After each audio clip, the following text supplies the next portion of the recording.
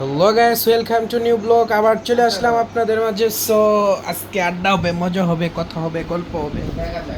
দাঁড়ান, আমি একটু রেস্ট নিচ্ছি, একটু রেডি হয়ে নেই, তারপরেই তো আপনাদের সাথে আড্ডা দেব, একটু মজা করব, একটু মাস্তি করব, কারণ আজকে তো শুক্রবার গেল। সানিকে আজকে আমি মুখে বারকে মারবো আপনাদের কোথায় এই তো সানিকে ওয়ান শট মারবো এই তো ওয়ান শট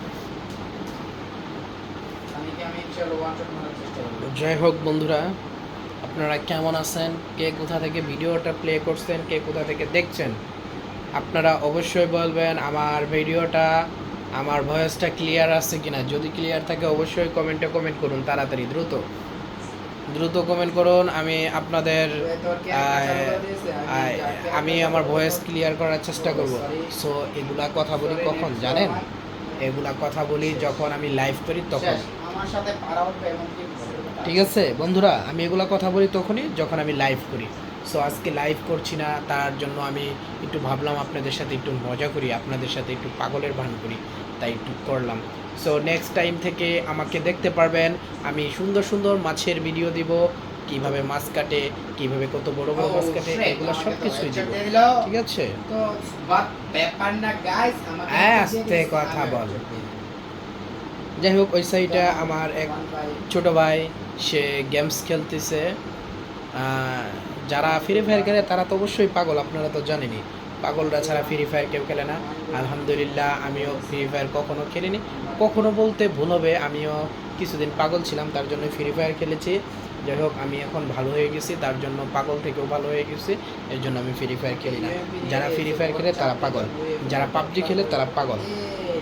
আপনারা এখন মাইন্ডে নিতে পারেন যে আপনার কথা আমি আর শুনবো না।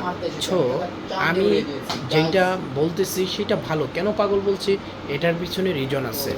দেখেন, আপনারা যদি, আমি এখন আপনাদের বললাম যে আপনারা পাগল যারা গেমস খেলে, এখন আপনাদের মাইন্ডে অবশ্যই লাগবে যে আমিও তো গেমস খেলি, আমি কীভাবে পাগল হয়ে গেলাম।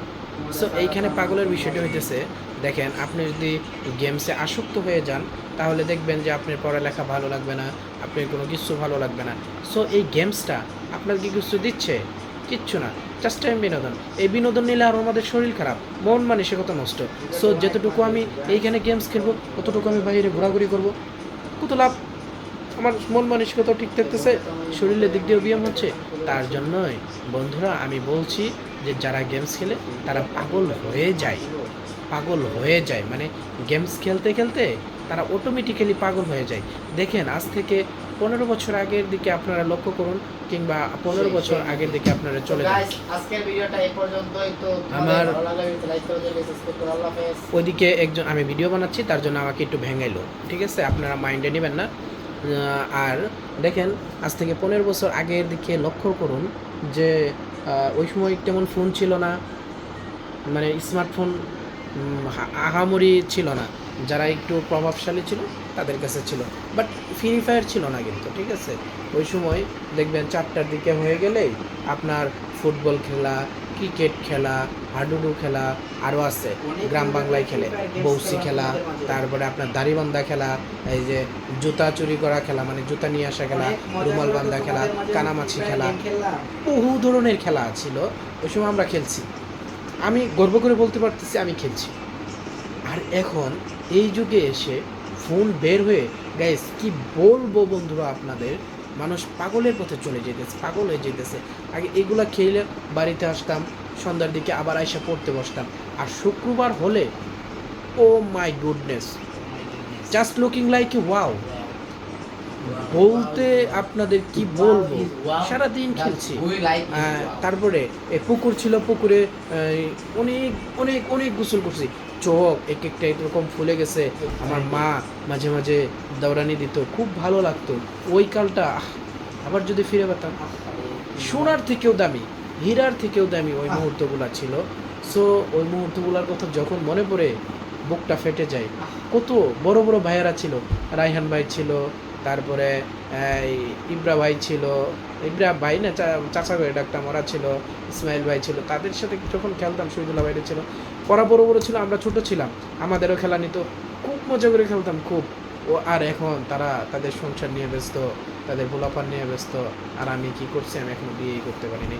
যাই হোক, এটা ব্যাপার না, বিয়ে করতে পারি নাই, বিয়ে কিছুদিনের মধ্যেই করব। সো গাইস, আমার এই কথাগুলো আপনাদের কেমন লাগলো অবশ্যই আপনারা জানাবেন। আর আমার নেক্সট টাইম থেকে অবশ্যই সুন্দর ভিডিও পাবেন, কিভাবে মাছ কাটে সেই ভিডিও পাবেন। সো আজকের ভিডিওটা এই পর্যন্তই। আপনাদের নেক্সট ভিডিও দেখার আমন্ত্রণ রইল। আর আপনারা অবশ্যই অবশ্যই অবশ্যই আমার জন্য দোয়া করবেন, আমিও আপনাদের জন্য দোয়া করব। সো আপনারা এই পর্যন্ত ভালো থাকেন। আসসালামু আলাইকুম ওয়া রাহমাতুল্লাহ।